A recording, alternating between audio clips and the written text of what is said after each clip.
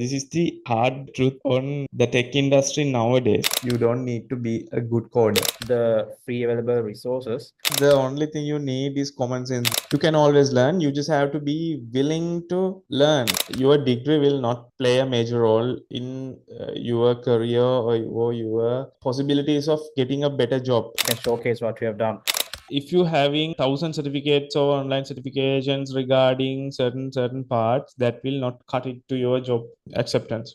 You should have the ability to learn and also unlearn. If you are an intern, that's your major problem.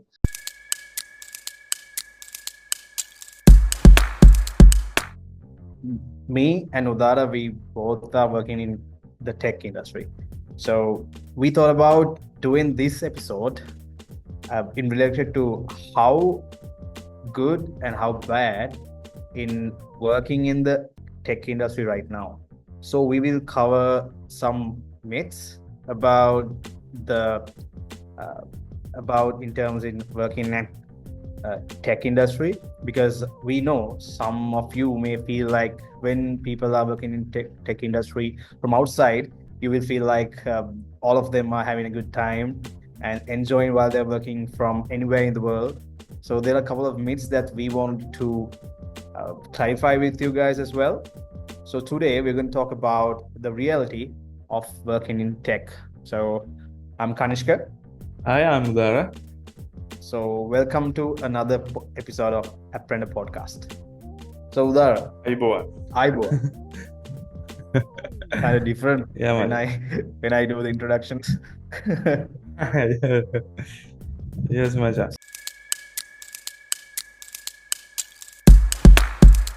So yeah, working in tech, huh? I think like we both have I don't know, like good and bad experience in working in tech, right? So yeah. So I'll break the ice. So first thing, Machan, I've been in the industry for like almost 6 years now. So definitely, as you explained, Machan, there were ups and there were downs. And to this date, Machan, this is not a really what you call a luxurious or really happy journey. But I'm glad, Machan, because this industry is interesting. Back in the day when we were in our universities, and then the transition to corporates like such tech companies, and the changes that happen especially during the pandemic, which shaped the tech industry like in a 180 degree, I think, Machan. Yeah, the thing is, Machan, we are planning to cover certain points that may break your beliefs in the tech industry as our listeners or viewers, but we are hoping to be genuinely share our experiences and our opinions based on our working experience in tech industry, right, Maja? Small clarification or disclaimer, the way I see the tech industry might not be the way that you guys might see, but I can't change your opinion or speak behalf of other one's opinion, but I can speak of my experience, right? That we will do today. Macha, yeah, first section we plan to talk about this is a really deep topic, Macha. Yeah, I don't think we might be able to cover it within an hour. So because there are a lot of yeah. Okay, let's get straight to the point. Okay, so I work in tech, Kanishka work in tech, but we both are not at coding. Yeah.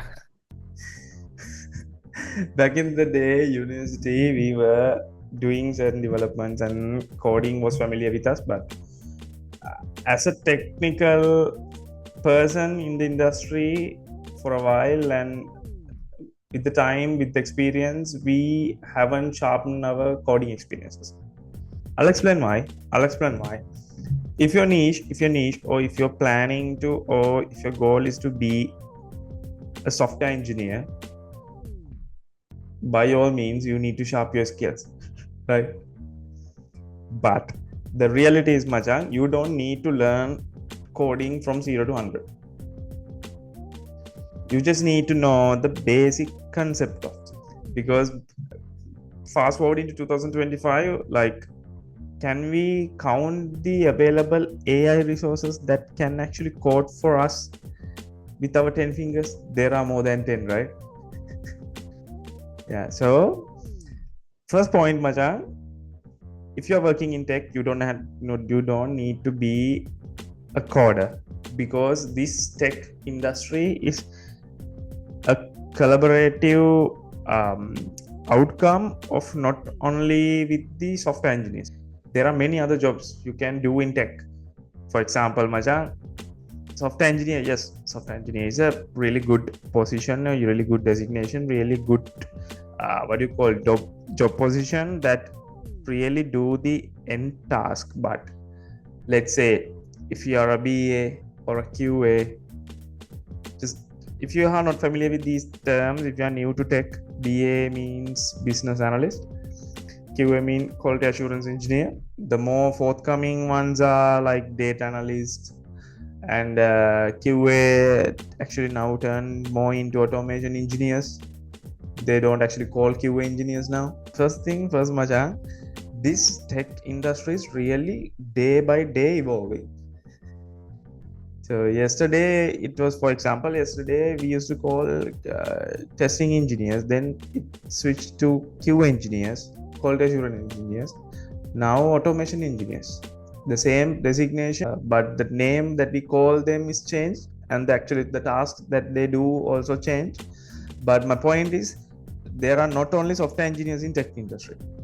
There are really huge and more valuable positions as you can do as a non-coding person in tech industry, which really play a critical role, Macha, when it comes to BAs and PM, especially PM. I mean, product manager and project manager both. So yeah, the first myth I want to break, Macha, that if you want to work in tech, you don't need to be a good coder. The thing is, Macha, we grew up or we learned the basics well back in the day, because there weren't any actual resources that are available even in the internet to learn coding or troubleshoot the bugs or issues that we are facing in coding level, Macha. But now there are like ChatGPT, from ChatGPT to like even DeepSeek also. They can code. So we just need to know the exact prompt that we need to be asking from them. That don't take us wrong, don't take my word for a misunderstanding. But if you want to give a good prompt to an chat based AI interface, you should have a better understanding on what you are asking from them. That you need your basic knowledge on basic principles or theories regarding coding. I'm talking about the development side, coding side.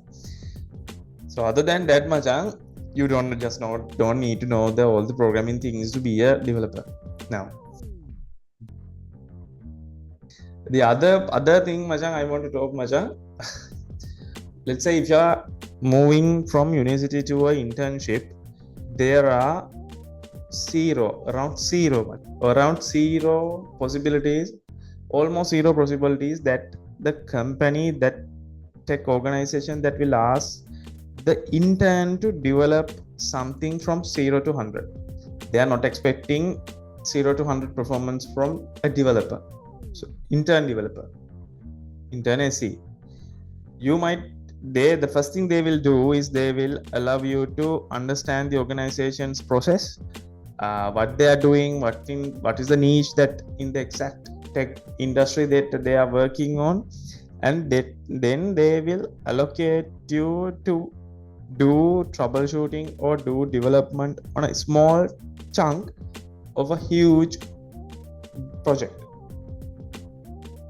You might have the problem or question regarding, so that small chunk, doing development on that small chunk will not give you the knowledge on the entire product. True. Everyone should know everything when it comes to development, because it's really hard. There are really complicated products and tools that are used in tech industry that you don't need to know from 0 to 100. But the thing is, to do the small chunk that assigned to you, you need basic development knowledge, and if not, the only thing you need is common sense much. Yeah, you can find everything from everywhere. I'm planning to, and we planning to narrow this reality of working in tech topic to point, especially the facts that you need to be successful in any career, actually, not on tech only. The first thing is you need common sense, man. You need really good common sense. That, yes, I agree, that might uh, evolve, or you might gain more common sense with your working experience with different people. But if you are a university graduate, you are almost there, right? So first thing, Machan, you don't need to know everything on programming, or you don't need to know everything on coding. That's okay. It's okay if you don't know everything. Don't be afraid to jump into tech industry with the what do you call,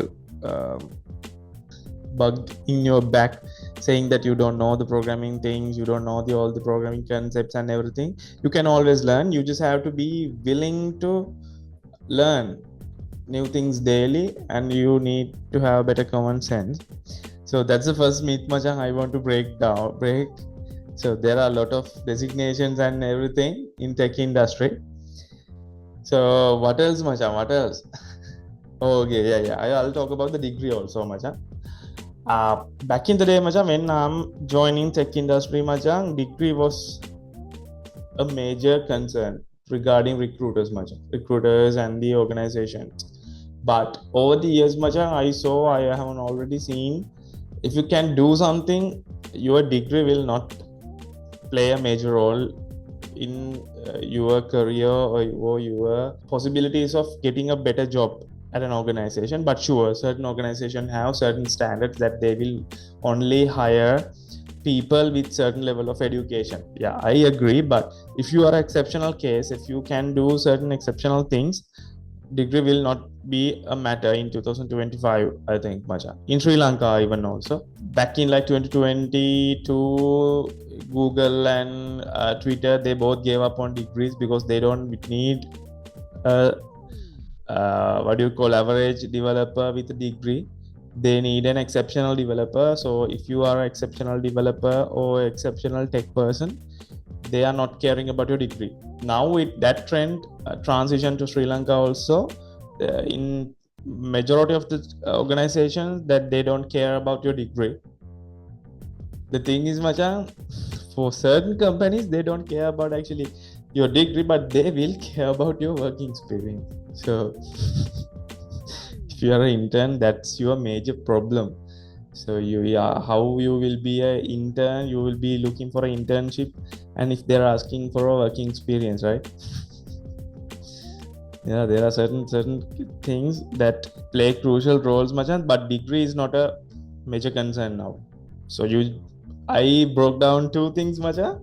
First thing, you don't need to be a 100%. You need to be a 100% knowledgeable person on coding or any programming language, because you can always learn something. You just need the willingness to learn new things.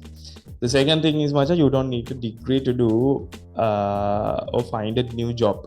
You can always do self-study and self-learn. There are certain online institutions like Coursera, even Code Cloud, and many other options are there. Even AWS and GCP are also providing free learning materials from their portals also, so anyone can learn those things. Yeah, what else, Macha? Yeah, like if you really need to have some sort of experience prior to joining into tech industry, like what you can do is, as Sudhara mentioned, learn from the free available resources. and do yourself like um, side quests, like projects which you can actually, if you're getting into tech, you probably know about GitHub, GitLab, those code repository services where you can actually host your code and what you have done. You can showcase what you have done. So if you can find out what are the latest trends, what are the latest coding languages which is really being used out in the tech industry, you can actually do projects in related to that tech stack. So if you have those type of things, which is those type of things are called experience as well, or if you can showcase them, because that type of um, um, like that type of experience is really necessary. So if you can actually gain them while you are working or while you are uh, doing your graduate program. So yeah. Yeah. I'm adding small things for the point that Kanishka has spoken. Um, for sure, you need to be using the latest tools such as GitHub and a better ID for development and everything. But the thing is, Majang, if you are an undergraduate or if you are looking for a job, the better thing I'm proposing you to do is do projects. Do projects, right? Do individual projects and put those in your Git or a place that you can showcase that to everyone.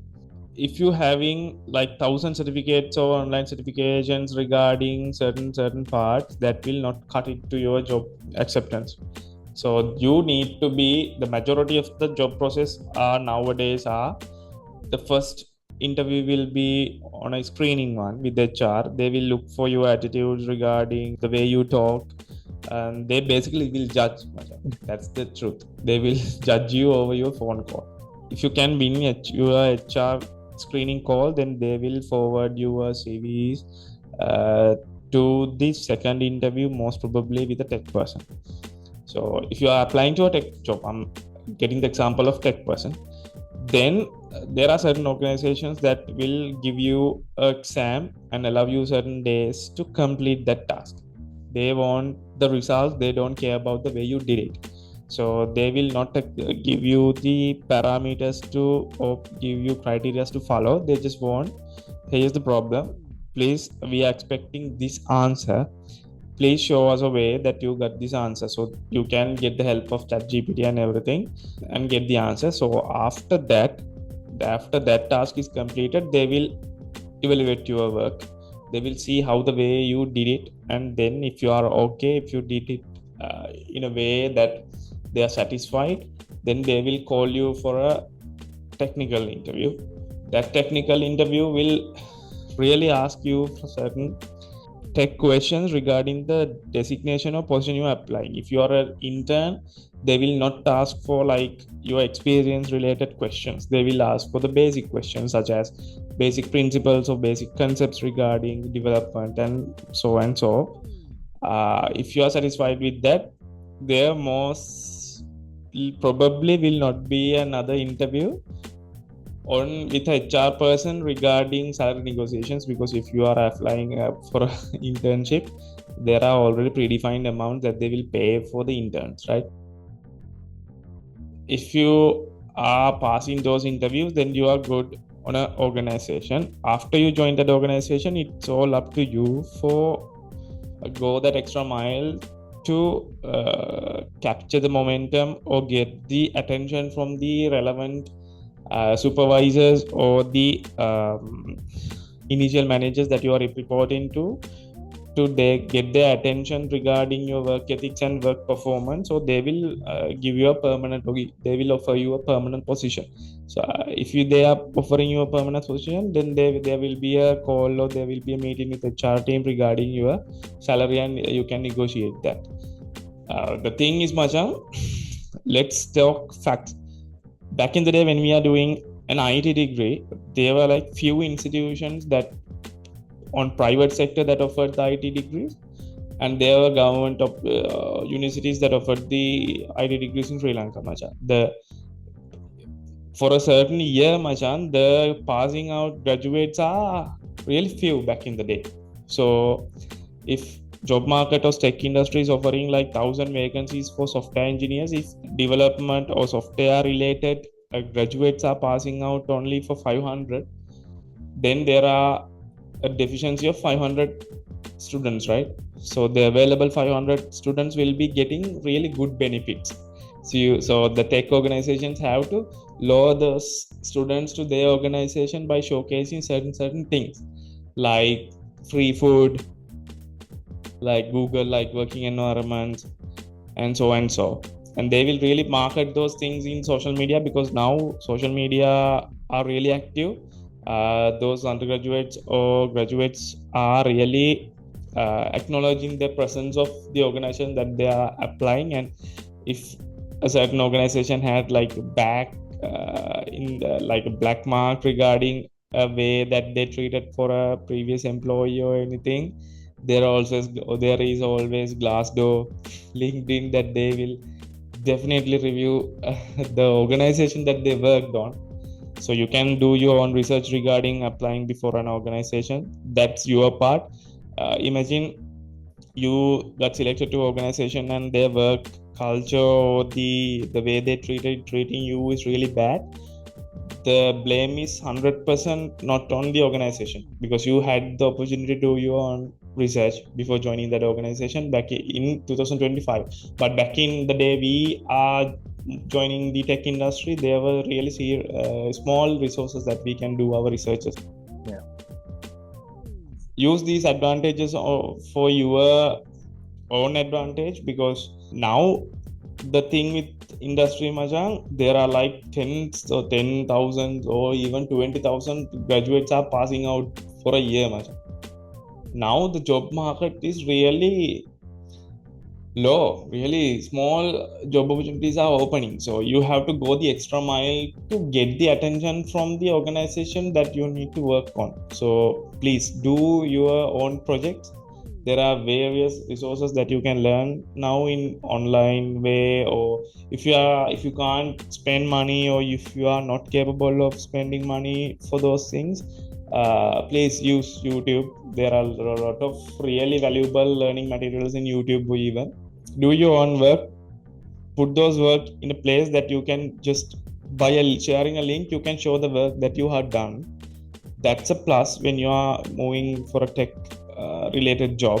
Throughout this episode we will get the example of a developer software engineer, but there are certain really valuable jobs that are not in coding side, like project manager. That is a really valuable person for a organization that do a key job on managing both the organization's resources and the clients even. Yeah, Macha, this is the hard truth on the tech industry nowadays. But if you can work, if you are really passionate and you are going the extra mile, there is a really good chance that you will be getting a really good opportunity in the tech industry in 2025, right, Majo? Yeah. And also one thing I want to highlight is that you should have the ability to learn and also unlearn and learn.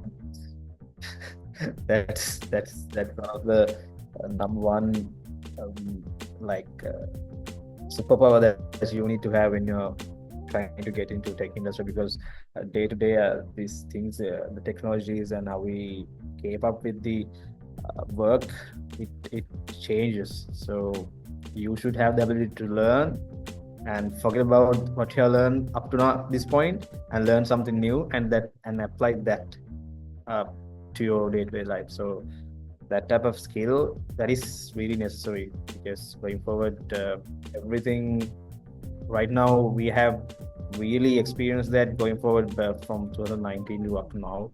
There were a lot of technologies, like there were a lot of softwares and a lot of things. The way of living, everything got changed, and that's one of the key things that you need to have in mind is that you have to have the ability to learn new things, and also the ability to unlearn things and learn new things and apply them into the work that you do. the unlearning thing, that's a really, really valuable point that Kanishka raised. I, I, I'm laughing because I know that those points are genuinely coming to your mind by your experience, man. Otherwise, you will not know these points much. And these are really gold that you need to, if you are a fan, if you are a listener from somewhere, please listen to these points carefully and take notes if possible. Regarding the skills or the things that Kanishka mentioned, tech related skills that are, yes, that you can learn everywhere from many various resources, but there are certain skills that are, I will highlight, that every person that you are willing to do or step into tech industry or already in the tech industry, that should master. First thing much are communication skills. You need to have better communication skills, because as humans, we, the key thing of our well-being is much on communication, right? If you are not treated well, communicate. If you are treated well, communicate. If you are having problem, if you need help, or the first thing, communication skills, you need to have that skill. The second thing, Machang, you have like minus level on ego. If you can't do something, just admit it. You can't do this, you need support, because the advantage of tech industry is, Machang, everyone is more willing to help each other, right? But if you are a ego hitter, if you are on a level that you don't need anyone else, you will keep everything to yourself, the end output will be, your work will be delayed from your end. That will have a direct effect on organizations plan or timelines that they are achieving. So please don't hesitate to ask help, have better communication skills. The third thing, Machang, learn about negotiation skills. This will a really valuable point for you if you are stepping into a new job, or if you are promoting in your job, getting a promotion in your job. Have better understanding on your negotiation skills. So I'm calling it your negotiation IQ. IQ. And the fourth point is, Machan, your emotions are not a major fact for the organization, right? So you should have a better emotional IQ, emotional intelligence. There are certain things or certain scenarios that you need to shovel your emotions and do the correct thing, or else that will impact on the whole team, that directly impact on the outcome of the project work, or the give a bad impressions to your end customer. Okay, so soft skills I mentioned are have better communication skills, have better negotiation skills, put your ego outside of your workplace, and have better emotional IQ, which these things are soft skills, as I mentioned, that you can learn every day. There are not like 0 to 100, okay, you are better in communication. Yeah, you can learn every day new things, because when you're working, there are certain factors that comes to, like, your working way, like barriers, like there are internal politics happening on organizations, there are certain internal favors are going on, but you have to bear those things and filter out the things that are impacting you, and filter out the things that will not impact you. These are really really good points that we are explaining much with her experience. Yeah, I think like we shouldn't be sharing them for free, huh?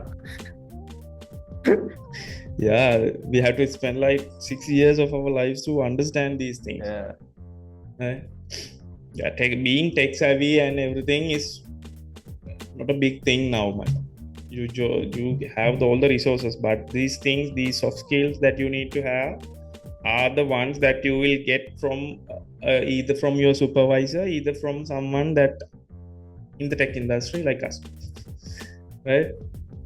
Because when an organization marketing their opportunities for public, they will not clearly mention about the things that will happen in the organization, like the way they treat to their employees, the politics that happening inside the organization, the marketing competition that they will have, and everything, because you have to prepare for those things while you are entering an organization.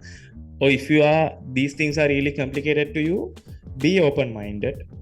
Don't be surprised or don't be too happy about the things that are happening in your career or in the organization, because cut back and observe. You can learn a lot from it. Since we are talking about these problems that you will have to face, uh, first thing, Majang, I need to explain, or I need to mention this clearly, Majang. Nothing is more important or nothing is more valuable than your personal well-being. I'm mentioning physical and mental health both. Having a better work-life balance, some organization offer that, but most of the organization does not offer that in 2025. You have to figure out a way that you have a better work-life balance and a better mental clarity without going to a burnout. That, to be honest, to this date, I'm still practicing much. I'm not really over that having work-life balance and everything on my career or life even, Machang. When we grow old, Machang, the only things that will add up are other responsibilities. Yeah. Focus should be divided among the things that are really populating day by day. So we should find a way, or we should always willing to find a way to do a better work-life balance, Machang.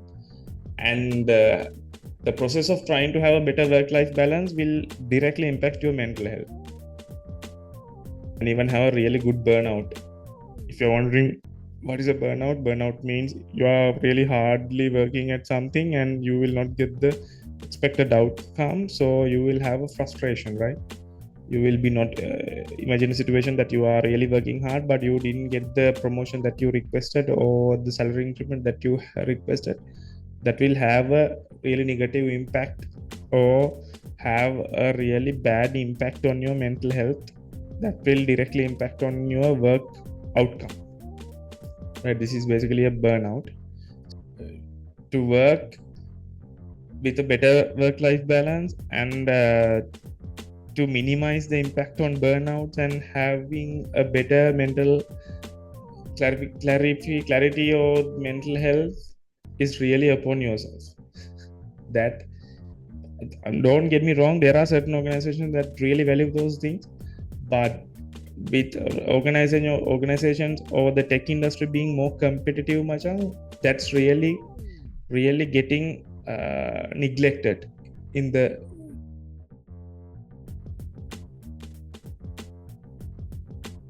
So these are the major things that we needed to talk today. We can go over and over these things and we can talk for like days, but hope you got certain new things on your life regarding your tech expectation on working on tech industry. So yeah, that's it for today, right, Maja? Yeah. So we'll catch you guys on the next week. Jaya. Jaya.